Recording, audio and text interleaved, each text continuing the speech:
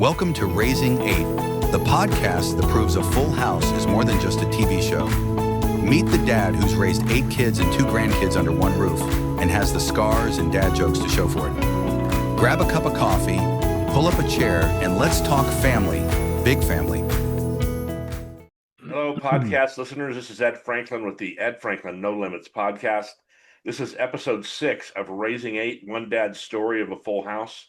I just finished up as part of the teenage years. There's more to come when it comes to that.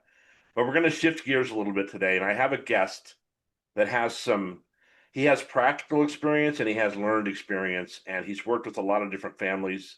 And his name is Todd Sarner. He has a website.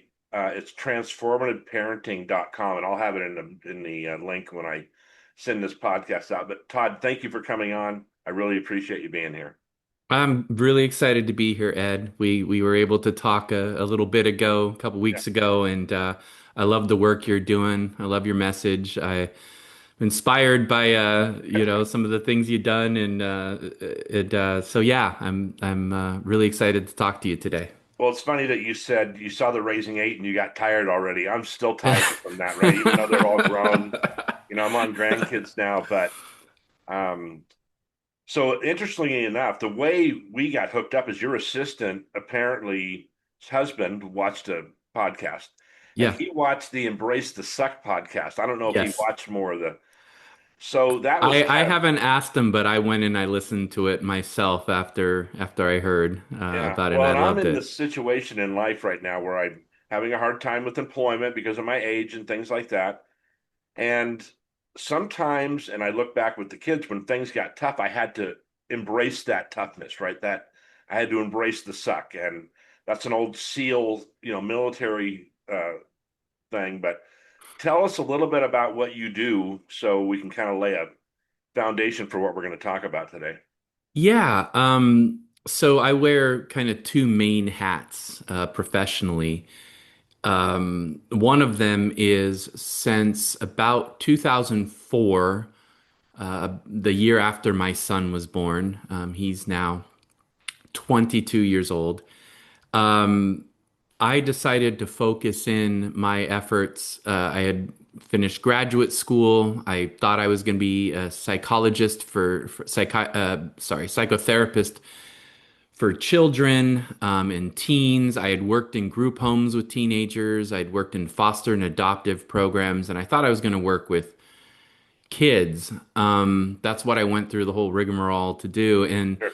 Becoming a dad combined with being mentored by Dr. Gordon Neufeld, who wrote a book called Hold On to Your Kids, Why Parents Need to Matter More Than Peers. He kind of took me under his wing early on, and the combination of becoming a dad myself and of being mentored by Dr. Neufeld kind of switched my focus to, I don't want to be the answer to your kids. Right. I want to be your answer to help you be the answer to your kids, right? I want to be the guy in the background helping the parents with the education, the knowledge, the child, knowledge about child development and behavior, the things that you weren't taught, the things that you don't know because society is changing and culture is changing. I want to be the guy in the background helping you to be the dad that you want to be and that your kids need, that help you be the mom.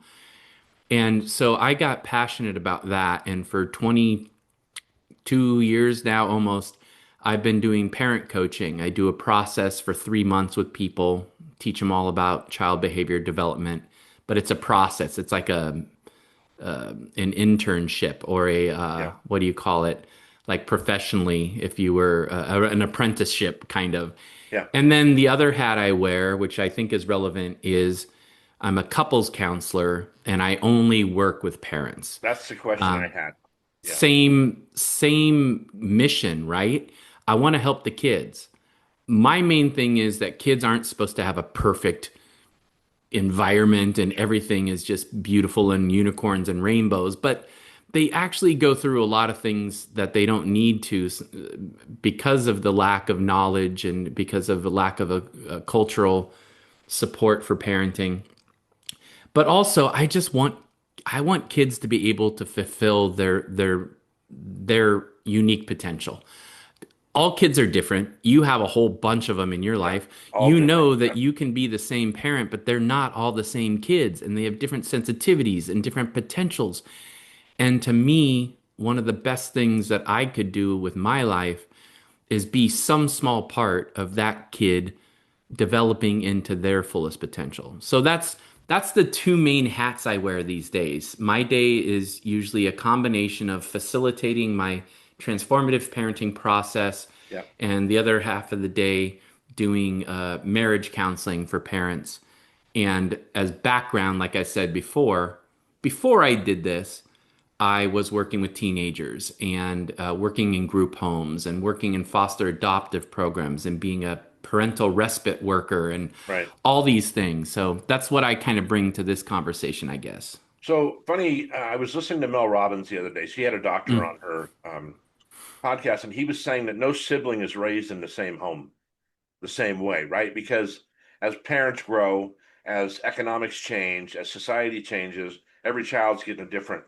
You kind of want to teach them all the same way. You all want them to fit in a you know round peg in a round hole, but it just doesn't work that way. And No, I'm always blown away by how different my kids are and the paths they've taken because everybody thinks they know what their kid's going to be, right? They think, well, this is what I want, this child to be, and this is where she's going to fit, and he's going to fit. And of course, that, best laid plans, right? no. That never works that No, way. I've So seen you, there's places in the country like my understanding last I heard like Manhattan where you sign your kid up for a specialized preschool while they're like in the womb. oh, wow, So you decide your kid's going to be in a scientifically based, science focused STEM preschool or something, right. or and you don't know who that kid is. You don't know if they have an aptitude for it or if they care about it, but and a lot of my clients, what they deal with is like parents or grandparents of theirs that mean well, but they're like, this is not how we did it. Right. And it's like, that's not relevant. Like there are some things that are relevant, but your kids weren't dealing with screens and social media and AI and chatbots Thank God, I and think, y- because I'm you not sure know, how I would have. So I'm a baby boomer, so I don't know how I would have dealt with that. Now I'm dealing with it with grandkids now, and it's definitely net, but I want to learn it too. So the good news is I have some, I'm learning it as fast as I can with them. But so I was telling you that I'm a Catholic, and when I got married this time, and we've been married 22 years, we had to go to these pre-Cana classes, right? right. And they're terrible because what they do is they find a couple that's been married a long time and they get them to volunteer and they come in and they talk and they give them a workbook and well, relationships are as different as the kids, right? You don't know Yeah. what you're getting into. And it's too bad in America or in any society that we don't have to get a license to get married in the aspect that we have to learn some things about getting married, right? Oh, Because totally. once you get in a relationship and you have kids, shit, everything changes, man. Kids change But everything. and the reason that doesn't work, like I appreciate the concept. I have friends and family and people very close to me who had that same kind of pre-marriage Yeah, education, specifically, Catholics. There in some Judaic traditions they do that. The only problem with it is, in a way, that I think what you're speaking to is like a parenting expert who writes a parenting book right. that is mostly based on their experience, right? Exactly. And so they have a good relationship with their kids. We don't know exactly why. I suspect I know why, but they have a good relationship with their kids. People around them tell them, you have such a great relationship with your kids, you should write a book about what you do. And then they write a book about what they do, but it's irrelevant to you Of because course. those aren't your kids and you don't necessarily have that same relationship. So then you feel bad about yourself because I'm doing what this guy did and he has a great relationship with his kids or she has a right, but what matters in the equation is the relationship, not what you do. It's mostly about you knowing the child and you creating a relationship with your child. And like Dr. Neufeld says, again, my mentor, one of the most powerful things he said that really got me, um, he did a talk on fatherhood when I was kind of a student of his that I saw that I loved. We can talk about that more, but one of the things he says in his book and he said in that talk was parenting is more about who you are to your child than what you do, you That's a know? great point. And if you get that, it's very powerful because it doesn't answer all of your questions, but at least it starts you off with a better answer. It's about who you are. Who do you want to be to that child? And if you know who you want to be to that child, and we can unpack what I mean by that more, Yeah. but if you know who you want to be to that child, that you want to be a papa bear, you want to be a mama bear, you want to be a good leader to that child. And that's my job. And my job is to take care of you. My job is not to make you happy every day. My job is to take care of you. Now, if that's my mantra and that's what I'm doing, you will be like, you will feel taken care of and you will be happy a lot of the time. But my main job is not to give you a cookie because you want a cookie. My main job is to make sure you have a good meal, right? So I'm going off on a little bit of a tangent to give you a flavor here. But if you know who you need to be for your child, the what to do's flow more naturally and it And helps organize. that's kind of what this podcast was about, was to it was from a father's point of view, right? And listen, I was married twice before I got married, before I had a really successful marriage. And I learned a lot through that relationship stuff and about the kids and about how I learned more of what not to do than I learned what to do. But Yeah. I don't want to rehash the whole podcast, but there's a point in there where I talk about my father passed away when I was 19. And I was working nights at the time, and my mom was retired. So when I'd come home in the morning, we'd have these great conversations about who my dad was, how he grew up, and things like that. And I really got to know my parents as people, not just parents. Yeah. And that changed my perspective with kids too. Now, I was very athletic when I grew up. It's all we had to do, right? We didn't have phones and things like that. All we did is played sports. So when my grandson grew up, he didn't want to play sports. And I'm like, how can you not want to play sports? Right. What is wrong with your mind? But I went to a class one time, a sales class actually, and we're talking about how people learn, the kinesthetic and the hands-on and the auditory. And I have one daughter, it's my wife's oldest daughter. And one time I was, I don't know, I don't know if I was yelling at her, but I was discussing something that was pretty important. And I said, you need to look at me when I'm talking to you. And I noticed when she looked at me, she couldn't hear me anymore. She was very Mm. auditory. If she looked away from me, she assimilated all the information I was talking about. And I Hmm. got an aha moment. I'm like, wow, all these kids learn so, like, I can't sit in a classroom for 2 hours. How old was she at the time? Oh, she had to be a young teenager, so probably 13 or 14.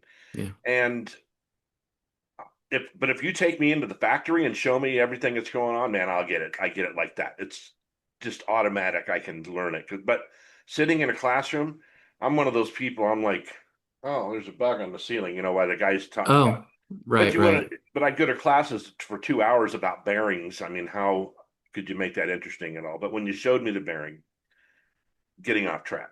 So as Yeah. my kids were growing up, I really had to go, okay, this kid's really good at this, right? Yeah. And I so remember, out of my 8 kids, 7 are girls. So Oh, wow. I'm already behind a little bit because I'm not a I girl. just got more tired, Ed. I know. So I was giving over to my wife all the, and I hate to say it this way because I might get a letter, the woman stuff, right? Why I was doing the guy stuff. Well, that makes We sense. kind of had this relationship. We had a 4-year dating relationship before we got married. So we kind of understood, listen, I'll mow the lawns. You don't have to mow lawns. I'm not mowing lawns. I said, well, I'll do that. And she says, well, I'll do this. And I'm like, well, that's cool because I don't really like doing that. And it wasn't necessarily gender based, but it was, No, but we that just makes decided what sense. That responsibility makes people were sense. going to It make. wouldn't Yeah. make sense to not do something because, you know, men typically do that or women typically do that. Like, I love cooking. I do most of the cooking around here, And we you split it up know? here because I do too. Yeah. And it's kind of like, do you want to cook something? No. And she makes some stuff. I don't know how she makes it, but there's other things I make that are kind of my thing.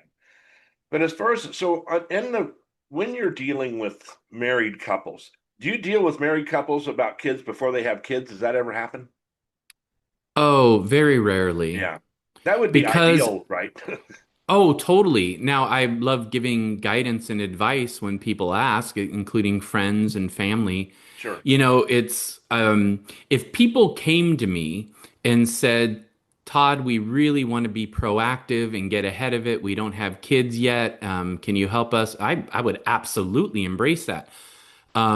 If you look at my websites and things, it says I only work with parents, right? So it kind of self-screens that people usually, and Oh, I see what you're saying. unfortunately, Yeah. Right. unfortunately, people don't really have that mindset as much as they should. Like the Catholic Church having you do Right. those classes, even though it didn't totally line up with you, it's still a good idea.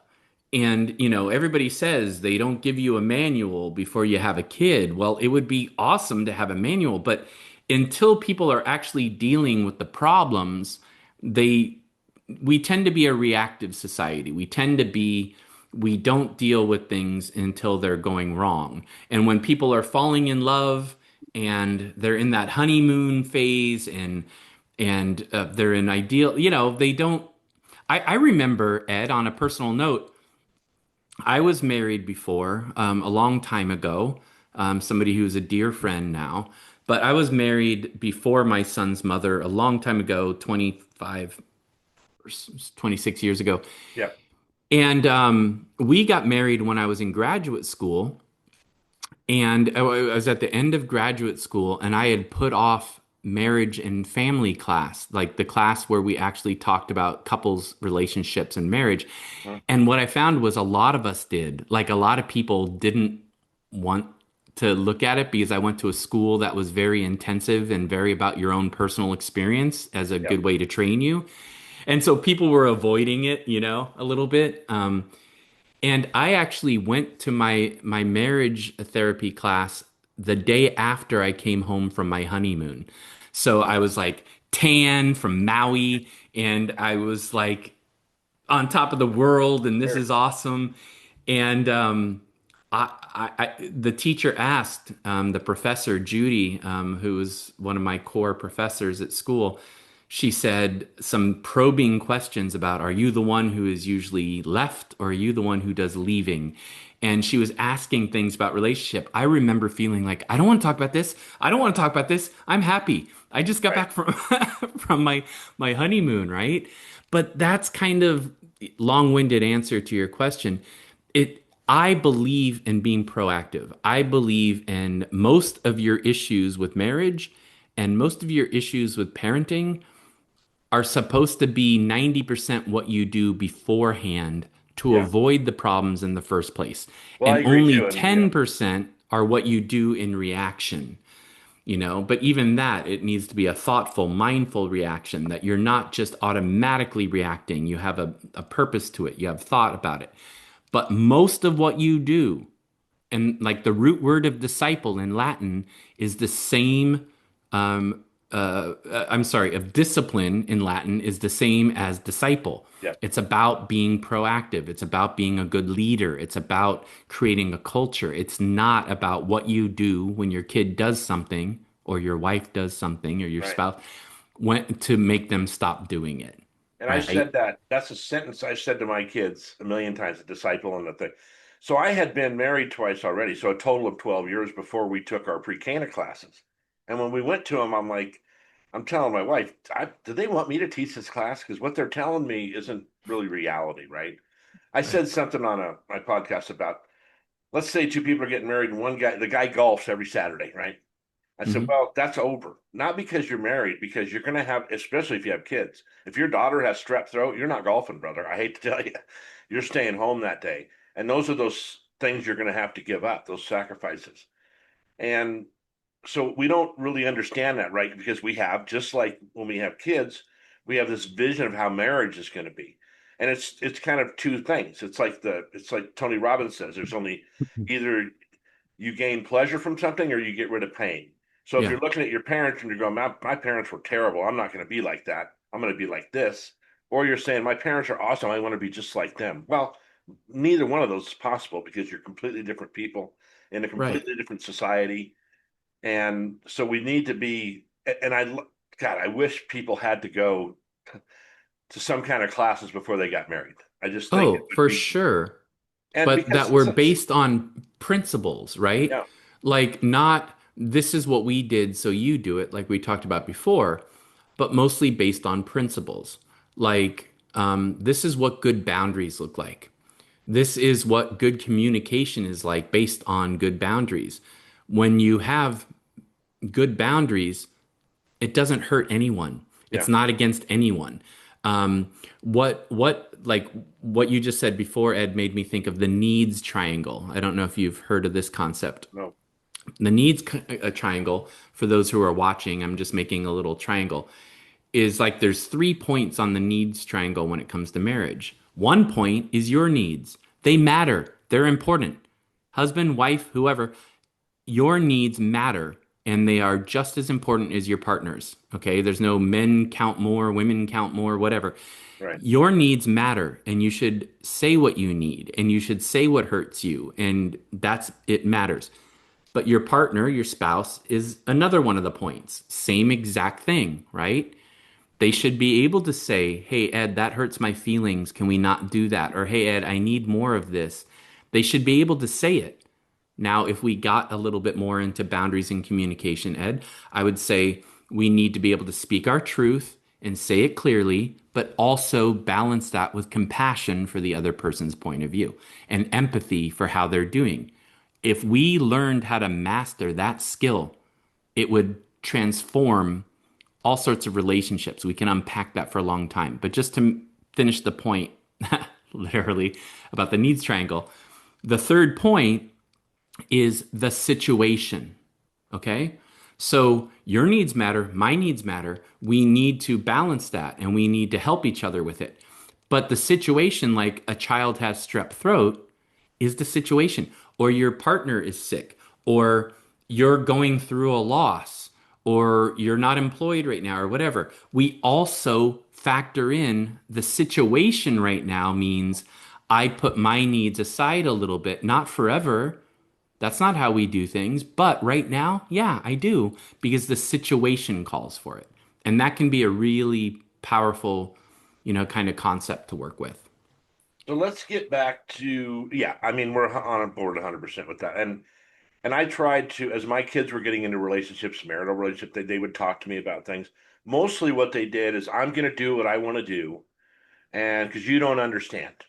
And then 6 months later, and I'd have to say one time, I'm just going to tell you, I told you so one time, right? Because I'd meet the guy and I'd know my daughter, and I'm like, and I loved this one. Oh, but he'll change. And I said, no, he won't change. In fact, more than likely, whatever he's doing now is going to get magnified into something else. Now, I have some Right. kids with wonderful relationships, children, all that. They're just killing it, right, in life, Yeah. and they've taken that time to communicate with each other because that's huge, right? My wife and I talked about this stuff a lot before we got married.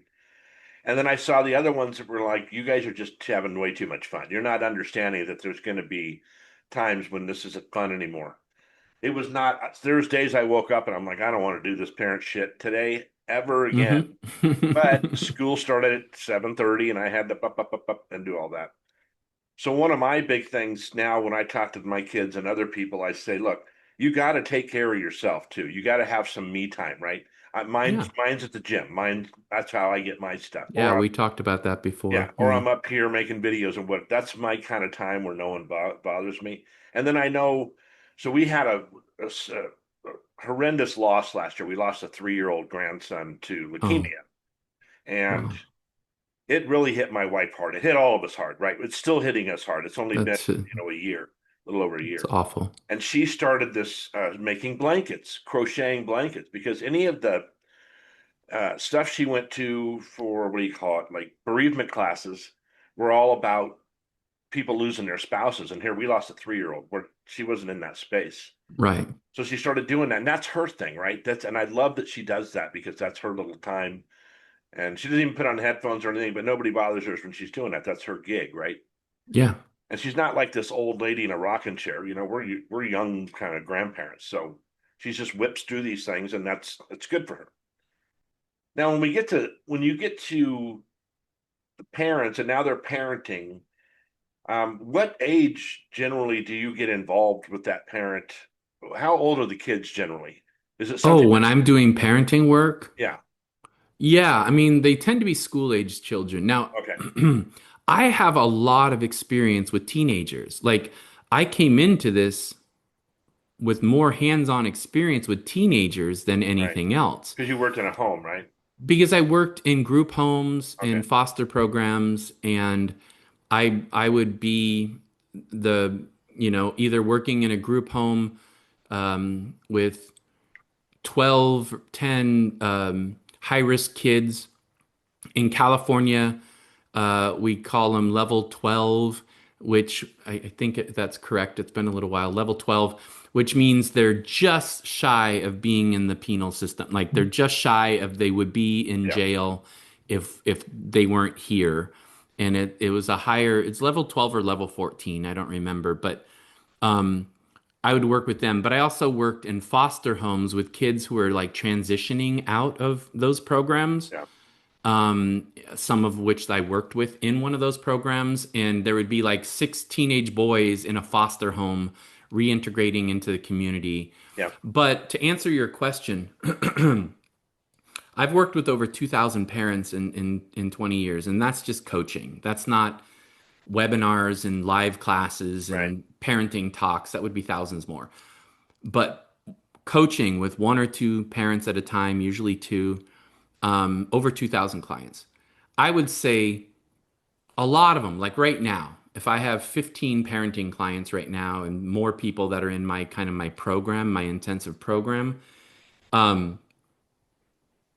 half of them, a third of them have a teen. They have a 13-year-old or stuff. But mostly people come to me when they have a 3-year-old, a 5-year-old, and a 7-year-old, See, or a that to me is, 5-year-old, a that's being 7-year-old, and proactive to me. that's being sometimes, Ed, all the cliches. Sure. Best time to plant a tree was 10 years ago. Second best time to plant a tree was today. Most of them would disagree and go, gosh, we should have done this a few years ago. But if you get them when they're 3, 5, and 7, you get them when they're 5, 7, 9, you get them when they're 7, 9, 11, you still have lots of time. If you have three teenagers, you can still create a lot of change. But if you can get going when your kids are 3, 5, 7, your kids are somewhere in that zone. A lot of times these days, people have two kids. Um, you have an abnormally large. I was just in Jamaica with my fiance's family, her extended family. And it's like her dad was one of seven children. Her Yeah. mom was one of seven children. And so I'm used to like, I have four cousins. Right. Well, She that's how it was had, when we were kids. she Everybody had had big families. 25 at this Yeah. event for her 80th birthday for her uncle. Anyway, I digress. It tends to be this is what most of my clients are. I work a lot of times with people who are doing well for themselves. The guy's a founder of a company. I don't exclusively work with these, but it just so happens where I lived and my clientele in Marin County, just north of San Francisco for 20 years is he's a founder, he's a lawyer, he's an executive. She's very educated too. She might be working still, she might not be. Again, not exclusively my clientele, but they were all excited. They got married, they had kids, they had all the best intentions in the world. But now they woke up and they find themselves, they have a 3-year-old, a 5-year-old, and a 7-year-old, or a 4 and a 7-year-old, Yeah. and they're not relating to each other well. They're not having sex. They're working too much. She's complaining that he doesn't help with what we're now calling the mental load. Yeah. I'm hearing that every day. I just did an interview with a huge website last week. 7 or 8 million people a month visit this website about this topic. Yeah, maybe he's providing a lot of the income or most of the income right now because she decided to stay home to help raise the kids. Yeah. But she has to handle all the soccer appointments and the play dates and the when the kids need to go to the dentist and what the pediatrician knows. And she is just overburdened with like this mental load. And then he's mad because he doesn't feel he's getting any attention or they're not having affection. And when it comes to parenting, I didn't think about explaining this, Ed, but this is trying to answer your question. When it comes to parenting, one of them is usually more, we need to connect more with these kids. It's usually mom, but not always. Yeah. They need more connection. They need more of our time. We're having problems because they're not getting the attention they need. And then the other parent, usually the father, is saying, these kids need more boundaries. They need more limits, right? And then they come to me and I have to explain to them, you're both right. Yeah. These kids do need more attention, or they need attention in a different way, some ways that you might not understand, and they need different qualities of attention based on who they are. Yeah. But they also need consequences. They also need to know, if I do this, this happens. If this doesn't happen. And I don't need to punish them to do that. I just need to do it. You didn't eat dinner, you don't get dessert. You're yelling in the car, I pull over the car, and we're going to be at the park 20 minutes less because I had to pull over the car. I'm not punishing you. I'm not yelling at you. And kids do need limits. If they're pushing the boundaries and they're poking and they're provoking because they have too much frustration inside, they need someone to say, hey, no, we don't do that. I love you, but we don't do that. They need somebody firm and clear, but also who has, like I said before, empathy and compassion for their experience. And that's a rounded approach. And so what I do is I just put them through the process, get on the same page, relationship goes first. Create a culture, create an environment where we teach consequences, have predictability, have quality time. But then also when you respond to their behavior, let's do it in a way that honors the relationship and doesn't cause us more problems, right?